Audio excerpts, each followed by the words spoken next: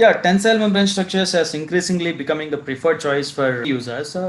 Maybe because of using tensile membrane structures, you can use your outdoor spaces more efficiently, or you can enhance the visual appeal of your structures, or it can have a canopy designing for any kind of outdoor platform. Whatever might be the reason, this has become the current trends in the civil engineering. So before that, tensile membrane structures has become quite fascinating from many points of view. Actually, from an architectural point of view, they are very light, beautiful, non-conventional, and even importantly, it doesn't even limit the imagination of the architect. From a civil engineer's point of view, membrane structures have a ability to overcome large spans. You know how difficult it is to manage the large spans if you are particularly from civil background. Even for example, if you are going into a theater, if the width of the theater is quite long, we need a kind of a deep beam or a girder type of structures to maintain that long spans. Using tensile membrane structures, you can quite easily manage these long spans. And coming back from a FEM developer point of view, it is quite challenging because tensile membrane structures has high nonlinearities and doesn't have any restrictions in the boundaries. So there is a lot of wind load coming out of the structure. To manage all these things, they need to have a separate program for this. And there are two important things in tensile membrane structures. One is form finding and another is cutting patterns. These two are important processes in tensile membrane structures that we'll be discussing in further slides. From a FEM developer point of view, they need to develop separate applications for these two things. They cannot bring it in the main program itself. So it's more interesting from the FEM developer point of view also. Coming to what is tensile membrane structure? It is like the structures in which load bearing is predominantly achieved through tensile stress. For example, if you see these kind of structures, you have a roof kind of structures over here. Whatever the structure is, it is only tension that is present in the top roof portion. So that is the reason it is called tensile membrane structures. Tensile is fine then. What is a membrane? So if you are coming from civil engineering background, we less often hear the word membrane than the plate because whatever the structures we design, we mostly use plates. In some cases, we might use shells as well, but membranes, we don't often use them. So there is a slight difference in the structural behavior when compared to membrane and a plate. Membranes sustain transverse loading using in-plane stresses. To explain it better, consider you have a balloon and you're filling in air into the balloon. So this balloon is nothing but a membrane. So whatever air you are filling in, that is an external load. When you are giving external load into a balloon, what it does, it expands. Expansion is nothing but tensile stress onto the membrane. So to take the external loads, it takes in-plane stresses. This stresses within the plane. I hope this gives a better understanding. Whereas plates take it's with a bending stresses. For example, you take a slab, whatever the loads you are coming into the slab, you usually design with the moments coming out of the slab. Even for shear wall, it's the same thing. So plates take resist using the bending stresses, whereas membranes resist with the in-plane stresses. Membranes doesn't have any bending stiffness. It is a zero bending stiffness. So coming, as I already explained, these are typical forms of tensile membrane structures. Though these are quite simple ones, but this can provide you a overview of how tensile membrane structures looks like. If it is a three edge, you can triangular tensile membrane structure, you can say that. Otherwise, four, you can call it a squared.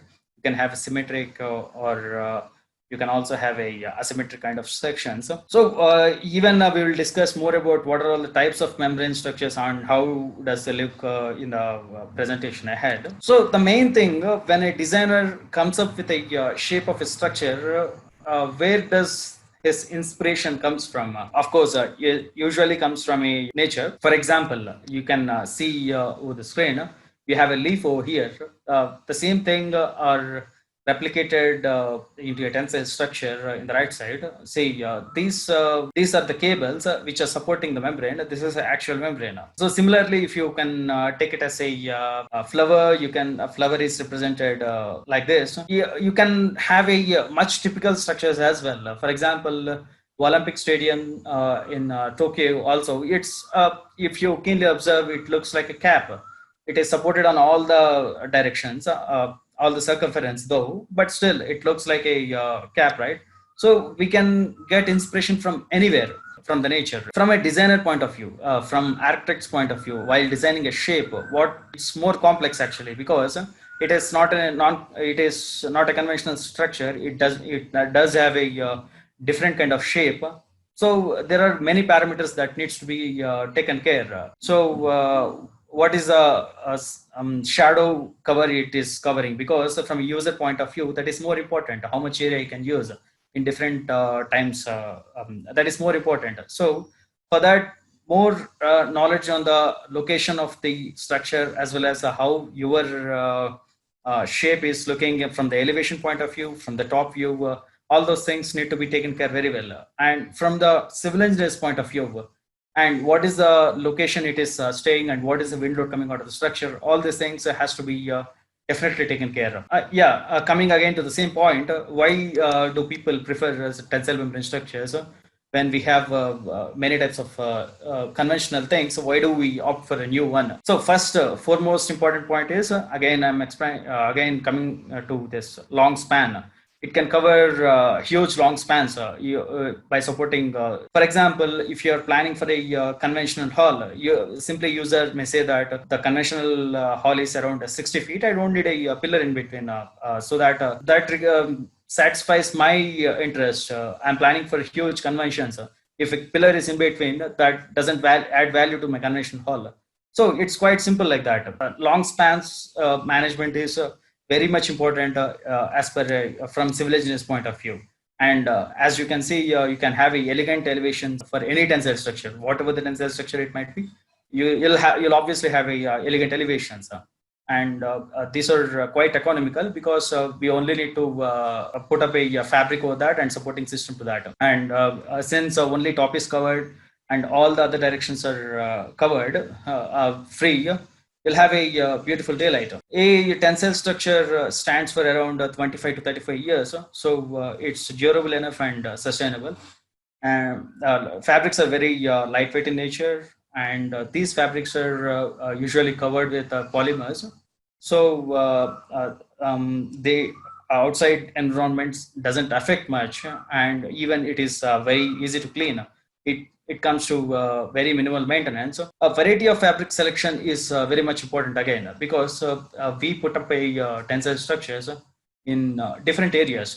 For example, you can whatever the lights you're putting in the tensile structure, it needs to be appeared sometimes, because if you're planning a structure outside, it should look aesthetics are very important during the night time. So what kind of fabric you are selecting, even if you're planning for a tensile structure in a thermal areas, so the fabric needs to take the thermal resistant to those environments. So based on that, based on your requirement and location, we need to select the fabric.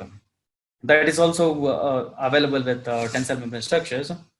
So let's see a few applications where it can be used, so that you'll have more understanding how they look. Yeah, here. So here I'm presenting you a few applications where it is used. For example, you're having building envelopes here. So the entire structure is normally constructed though, but this here you can see, this is tensile membrane, and these are supported by this structure that adds value to the structure. Even if you construct a normal structure also, if you're providing elevation using this tensile membranes, it adds value. In another example, if here entire facade is provided by tensile structure, saves a lot. They have a normal structure, and entire outside elevation is covered with this facade. And coming to public art, you can see over here, this part is done with the tensile membrane. Open air project. It need not be a temporary project though, but you can plan it for permanent structure. but it won't disturb the environment or the location much. You only need to have a setup. That's it. A space in the prime location. Then you can plan a membrane structure. Coming to interiors, for example, you wanted a beautiful interiors in the airport or some interior spaces, malls like that.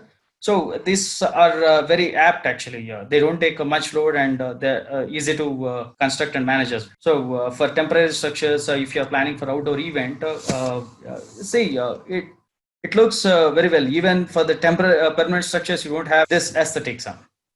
In a stadiums, in the entire top cover, it is covered with membrane structure. Membrane structures are very lightweight actually. So even if you're planning for a longer cantilevers, membrane structures can handle that. Otherwise, if you're having a non-conventional structure, so this cantilever portion will add more weight to the structure that requires more D beams or it makes design more complicated than it should be.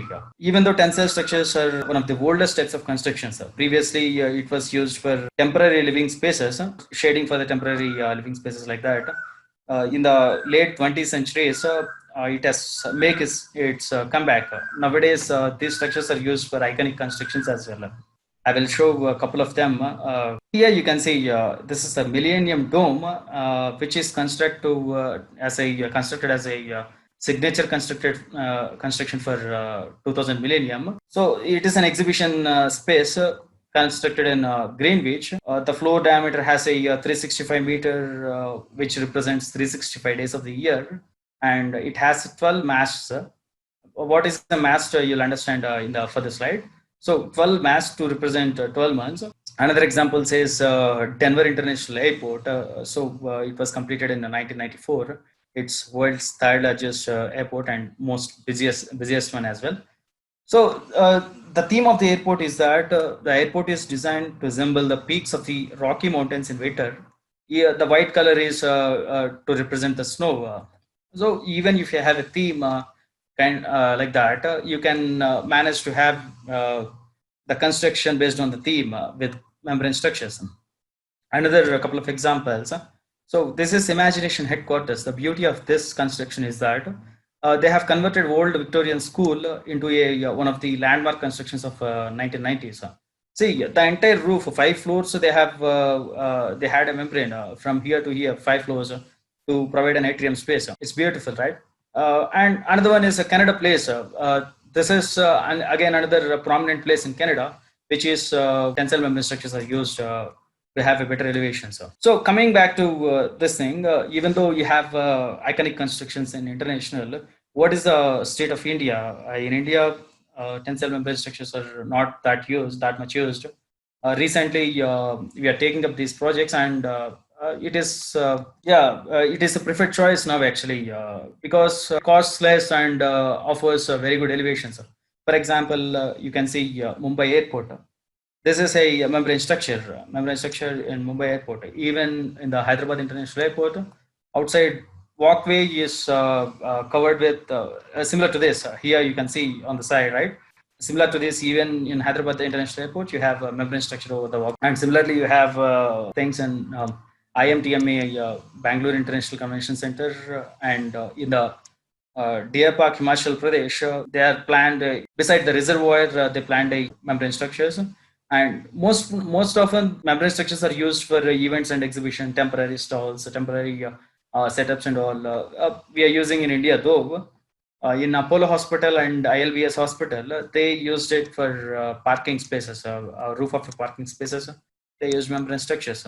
Though it is not very much in use in India, but soon it may become a most preferred choice. What are all the tools that are available to design membrane structure? I'm presenting you a couple of them here. First one is K3 tent. This is developed by GeoS Center LLC, which is based out of Russia. It is established in 1994 and they have around 1500 clients, most of them from Russia. Specific application for tent structures, they only do tent structures. Similar to that, you have Wintest software. It is developed by Professor Raman Sastre and company is based out of Istanbul. The program focuses more on the nonlinear side of the membrane structures. It is developed based on his PhD thesis from 1981. Another one is Indian software, which is based out of San Diego and have a branch in Bangkok. Founder of this program is Martin L. Prom. He has experience of 40 years in the FEM field. So, and he has a very interesting portfolio. Whatever the application we have showed earlier, Denver International Airport. So that was done by using Indian software. So whatever the applications we are using, they usually have 3 steps in approach of design for this for membrane structures. First one is form finding. Form finding is nothing but we have a non-conventional shape for this membrane structures. So to achieve that shape, we need to have a special shape equilibrium. To attain this shape equilibrium, we need to do analysis. This analysis is called a form finding analysis. And next one is normal analysis. Once this form finding analysis is done, we need to see how this form is interacting with the entire model.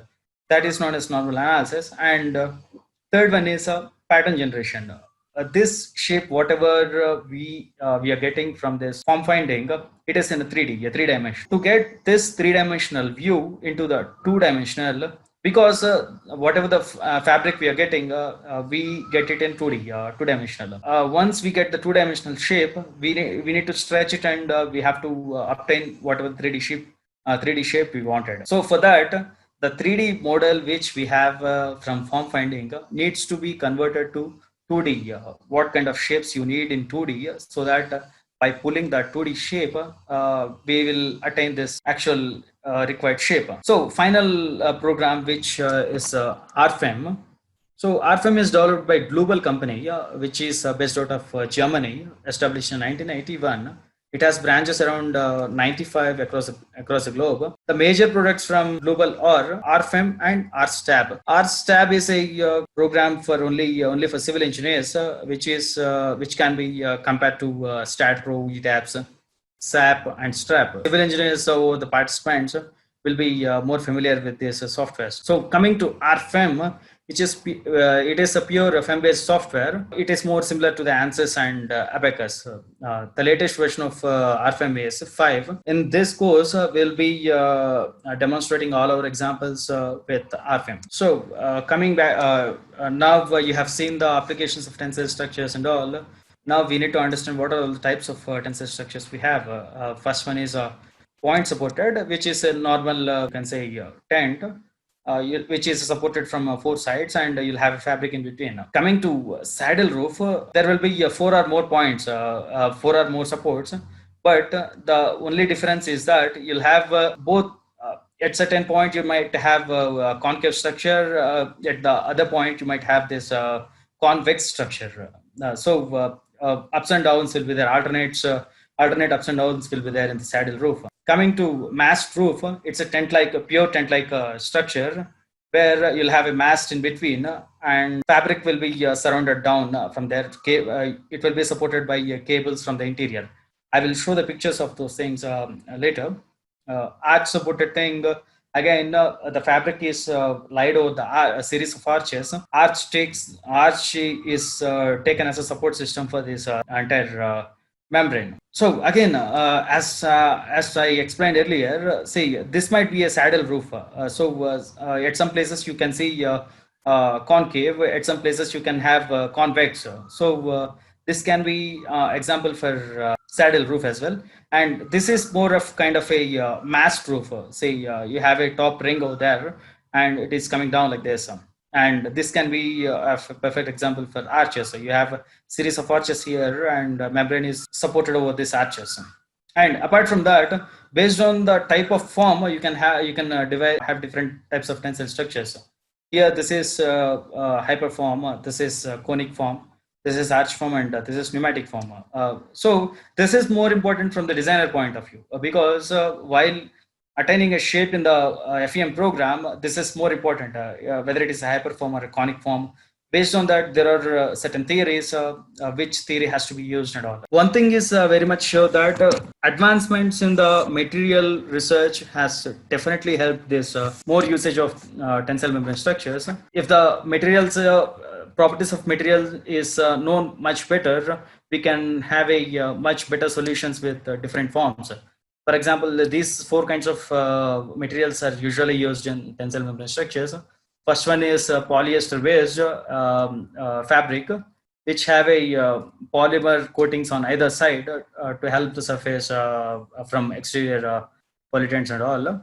And next one is PTFE fiberglass, which we have a fiberglass in between. And on the other side, you have polytetrafluoroethylene layer, so which helps from environmental contaminants and ultraviolet light. This is the more durable one. It stays for around 35 to 40 years.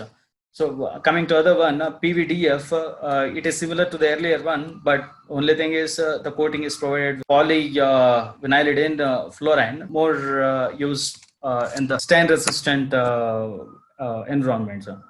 And fourth important thing is this is much simpler to glass, and you can even call it as a replacement to glass. Transparent extruded film, which light can pass through from one side to other. But only thing is it has only 1% of weight of a glass. Now coming into more technical side of a membrane structures, what are all the essential elements for a membrane structures? By now you might have very much understood that it requires a very flexible fabric which can undertake the tension and to form the required shape. And second one is one-dimensional supporting elements because even if you're seeing these things, these are all cables in between. You can see, these cables or beams will be supported in between to form an required shape. So these one-dimensional elements are very much important. And again, ridge support members that might be even it might be master other structures also. The tent is supported on the ends with a compression members which can take compression or flexure so that the structure transfer loads to the main model. That is very important. And a most important thing is a pre-stress. So to form a shape, you need a pre-stress applied in the fabric. So that is also most important parameter in design of a membrane structure. Coming to design approach, as I explained earlier, it usually have a three steps.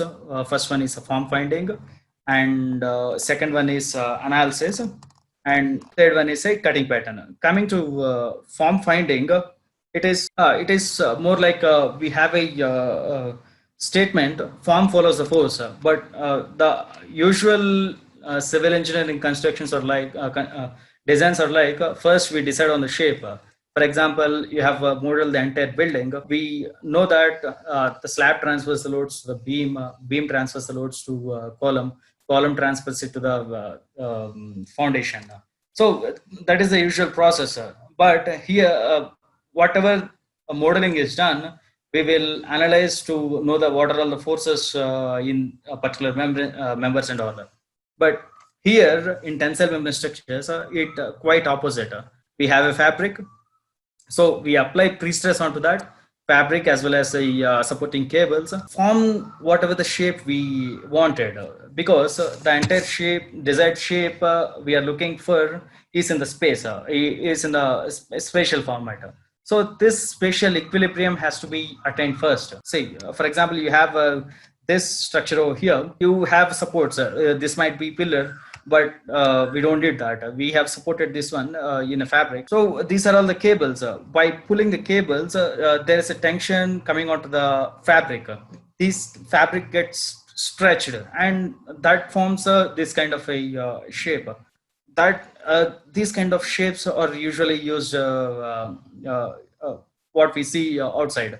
So we apply pre-stress in the supports or in cables to attain what is a required shape for us. That is about the form finding. Hope that is clear. Next point is that once we attain this form, whatever the shape we wanted, we apply pre-stress into the cables and supports to stretch the fabric and attain that particular shape. Once this shape is formed, we analyze the entire structure so that it needs to fit in the main model.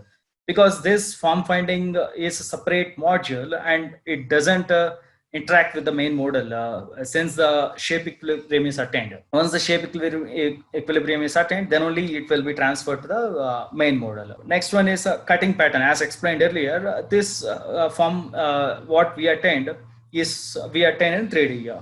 This 3D form we need to transfer it to 2D so that we cut those things and bring it onto the site and we apply pre-stress to attain again implementation of the shape at the site level. So what are the prerequisites of design? First thing is a pre-stress that you might have understood.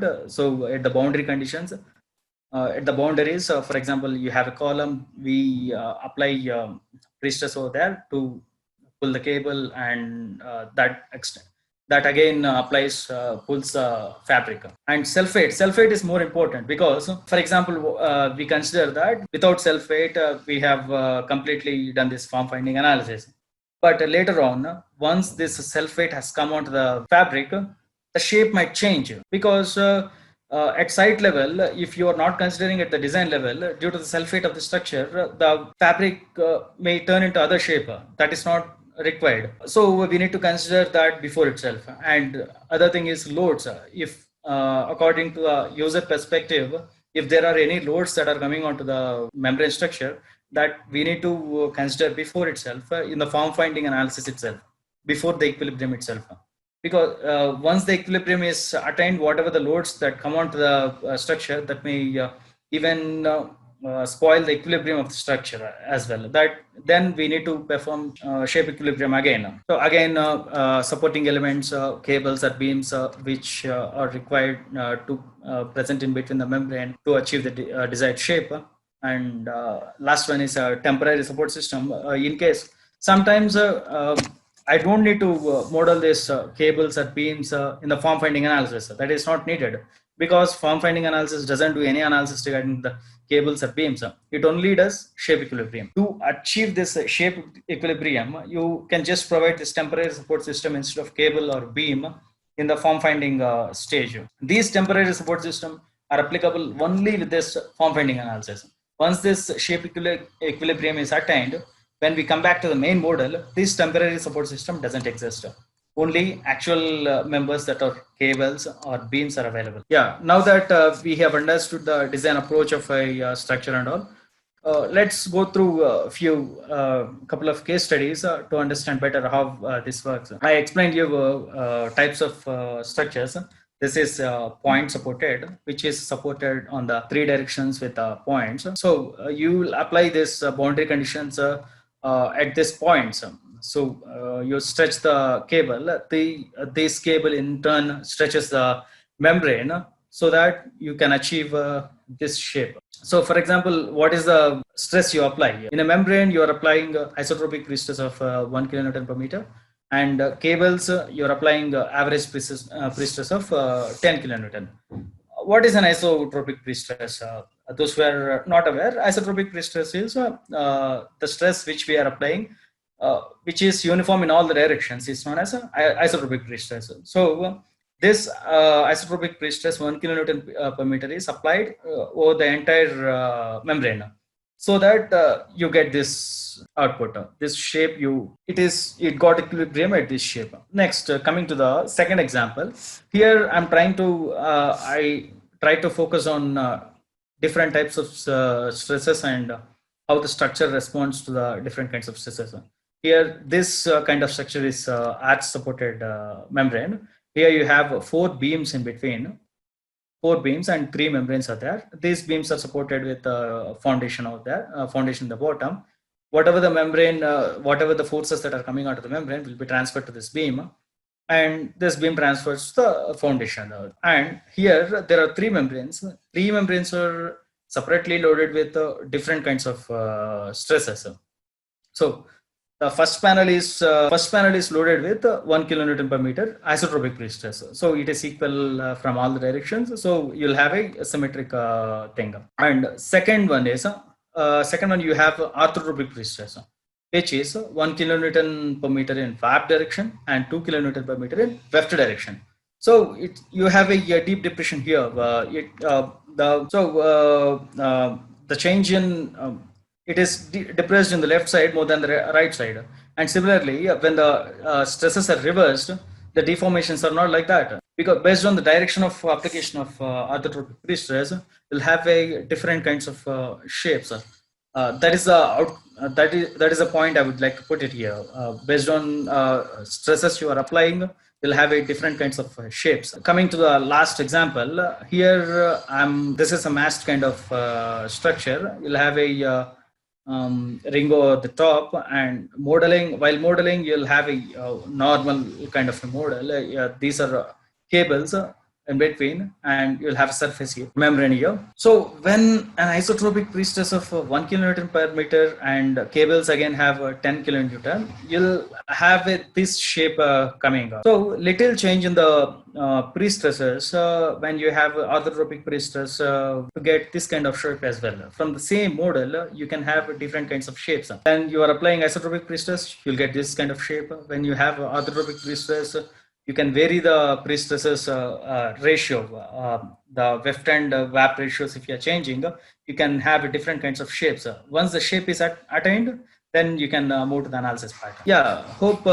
this webinar has given you insights on tensile membrane structures. Yeah, I understand that for the voice, you might not get the correct idea of what it is. If we are taking the tool support and seeing the difference directly here, then you might have a very good and much better understanding, I can say, on membrane structures design.